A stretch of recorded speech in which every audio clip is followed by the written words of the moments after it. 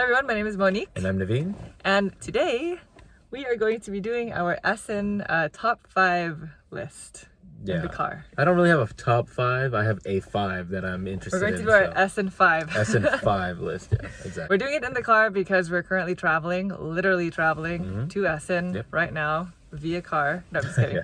We're gonna be leaving on our flight very soon, so we figured we would try to get this filmed. So, like we said, our games are not in any particular order, but we are going to be counting down just so we can keep track of how many games we've already listed. That's all right. And yeah, so let's get started. Number 5. All right. Five. Okay, so my number 5 is a game called, and I don't know if I'm pronouncing this properly, Trismegistus? Trismegistus?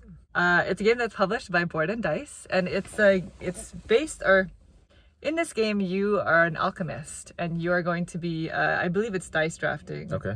And so you're going to be collecting materials and transmuting them, and I just really like it because it sounds awesome. Yeah. The board looks cool, and it sounds like you're going to be taking something and you're going to be making it to this in order to do this in order to score points, and I really like games that look like that. Now, we are going to see if that's really what it's like, because I actually don't know too much more than that. Yeah, I don't know that much. It looks cool. All right, a game that I'm very interested in is something called Nova Luna, and this one, I'm purely interested in it because, well, 2 reasons. Number 1, it's a Uwe Rosenberg design, so anything he puts his name on, I'm willing to check it out. Yeah. So I love all his games. I've never been disappointed. So it's an abstract strategy tile laying game. Also something that I like. So the 2 combinations, put them together. Gotta try it. Magic. Yeah. Number 4. Next game that I'm kind of interested in right now is Maracaibo. It's brought out by Capstone Games. Alexander Pfister is the designer, and so I think Capstone Games this year is having a lot of success and a lot of good games coming out. So I'm just having confidence, honestly, in the company. I just want to see what else have they produced that's going to be really, really good. I don't know too much about it, so I'm really excited about looking into seeing what exactly is going on in that game. It's like the number 1 thumb game too. Yeah. Right now. So I think it's more like, let's see what this is all about. Yeah, got the buzz. Right? Yep. My number 4 is a game called Chocolate Factory. And I mean, do we really need a reason? Yeah, that sounds good. Right? It's a chocolate themed, or chocolate making themed game that's a Euro. So it's published by Alley Cat Games. And it sounds really interesting because in this game you have factory belts, and you're putting... Like a conveyor belt. A conveyor belt, yeah, and you're making chocolate, but there's an engine-buildy type to it and kind of like a spatial aspect to it. So timing is important, and the way that you make your chocolate is going to influence how you score points. Okay. That's pretty much all I know about it, but it has these chocolate bits that look really cool, and...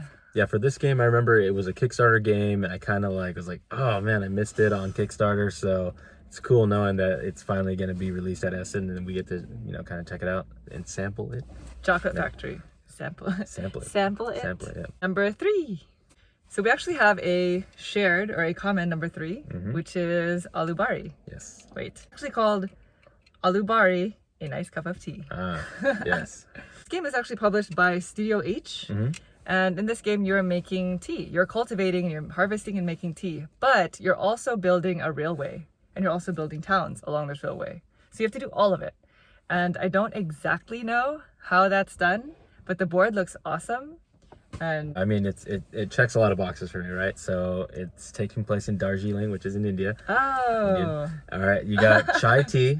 I love chai tea. I'm Indian, of course. And I love chai tea also. And me, personally, I'm not a big theme person, so I'm actually kind of excited about this theme. Okay, so this is the one theme that's this is the one theme that's like kind of like that says a lot. He really India, doesn't care about theme. Yeah. So, Aloo Party. Number 2. So another game from Capstone Games that I'm very, very interested in is called Crystal Palace, and it takes place in the 1850s, around the time of the World's Fair. And what you're doing is it's a dice placement game, but the interesting thing is you get to set the value of your dice. And I guess that comes at a price, and I guess we're going to have to, I don't know too much about the game. That's interesting. Yeah, so I'm assuming there's almost like 2 economies going on where, high values are good for you, but it comes at a cost, and so I'm interested to see how everything kind of weaves in together. Yeah. The heaviness of this game is a 4.0, which is pretty heavy. So Wow. it says 90 to 150 minutes. So looks like a game that your brain is going to be constantly spinning the wheels, and so I'm interested in that. That's the kind of stuff I like. Naveen loves the brain melt. Burn, yeah. Naveen loves it when his brain melts. There you go. Yeah, I do. It also has a really beautiful box. Just saying. So my number 2 is a game called Tonka. And it is published by a publisher whose name I cannot pronounce because I believe it's French and I don't know the rules to pronouncing French. Your name's Monique. You can do it. So I think it's like La Boîte de Jeux. That's wrong, but that is a publisher.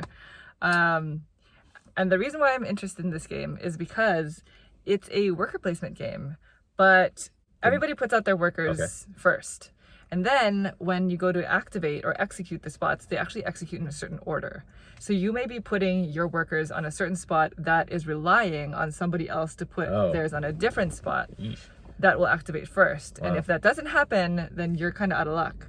So it's a little bit of like maybe it's like group programming is what I kind of gather. That sounds frustrating. It sounds amazing. I'm sure that there's mechanisms in the game, built into the game, where you're not completely hosed, right? Like maybe. Yeah, I guess that's the whole point of us we will finding out. Number one.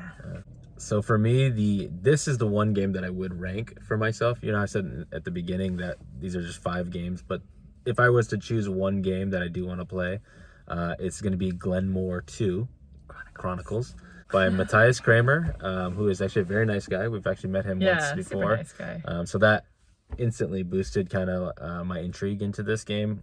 We actually were very fortunate to play test this game at the very early stages prototype. 2 years ago. And so now I want to see what the differences are from when we play tested it. And the kind of unfortunate thing though is we never played Glenmore 1 before playtesting Glenmore 2. So now it's interesting game. It's kind of like Carcassonne like, where you're tile laying and you're trying to connect different things, your land to different elements, you're getting bonuses and all that stuff, and scoring points. So it's another tile laying game. It's really fun. Yeah, it's fun. So there's supposed to be other modules built into this game. So I kind of want to see how everything kind of interweaves and interconnects. And my number 1, which is also truly my number 1, is a game called, and I think this is not a new game. Okay. I don't actually know the history of this game, but it is Pret-a-Porter, and it is a heavy Euro game based on fashion. Like it's a fashion show, I believe. It's published by Portal Games. Oh, okay. Portal. I don't know too much about it. I know that it's a heavy economic game with very little luck, which is like right down his alley, but I just really like the theme. I basically want to play a game where I can yell, "Work it!" the whole is that time. Right? Work Are you supposed to do that? Oh man. I think so. Yeah. That is my number 1. What's it called again? Pret-a-Porter. Pret-a-Porter. Yeah, it's beautiful cover. Not porter? Fashion show, heavy Euro. Okay, fashion show, heavy Euro. Yeah. So that is our top 5. Like we said earlier, this list did not include games that we were already expecting via Kickstarter, which includes On Mars or Age of Steam or the Tricarion expansion. It also doesn't include games that we've already pre-ordered. So we pre-ordered Skytopia, we pre-ordered a couple of the Taiwanese games.